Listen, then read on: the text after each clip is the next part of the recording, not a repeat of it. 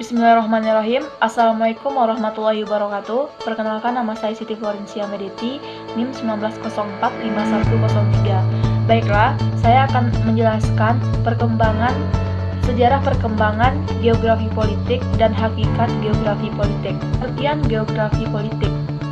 Geografi politik adalah ilmu yang mempelajari hubungan antara kehidupan dan aktivitas politik dengan kondisi-kondisi alam dari suatu daerah atau negara. Sejarah perkembangan geografi politik. Istilah geografi politik muncul pada akhir abad 19 oleh seorang ahli geologi berkebangsaan Jerman bernama Friedrich Reichel 1844-1904. Meskipun demikian, menurut Blake dan Pridale, akar geografi politik telah ada sejak Yunani kuno melalui pemikiran Aristoteles, juga dikaji oleh sejarah Arab Ibnu Khaldun serta filsuf Perancis Montesquieu. Ketiga, pemikiran tersebut secara eksplisit mempertimbangkan faktor-faktor geografi dalam karya-karya mereka tentang negara. Selanjutnya, namun belakangan, karya Razel dianggap lebih fokus mengkaji studi geografi politik. Dalam karyanya yang terbit 1897 berjudul Politik, Heger Graphin kemudian menghantarkan juluki sebagai Bapak Geografi Politik. Razel mendefinisikan geografi politik yaitu studi tentang negara sebagai spek organisme di mana negara digambarkannya sebagai suatu organisme yang terletak pada bumi yang nasibnya ditentukan oleh dua variabel pokok, yaitu raum, ruangan, dan lage, posisi.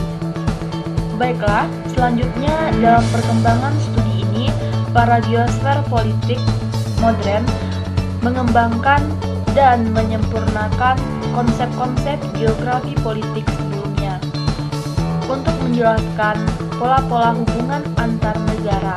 Sedikitnya ada 4 teori yang dikemukakan beberapa ahli geografi politik dalam tulisan ini.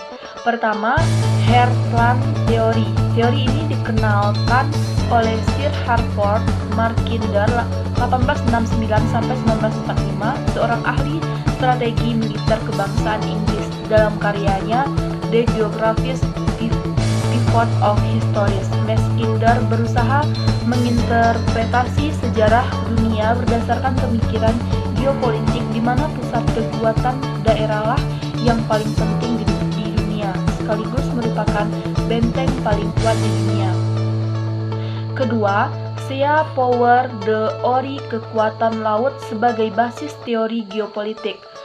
Pertama kali diperkenalkan oleh Admiral Arthur Traier Mahan 1840, seorang ahli strategian, dan ketiga adalah Mahan muncul geografer lain yaitu Miss Collard.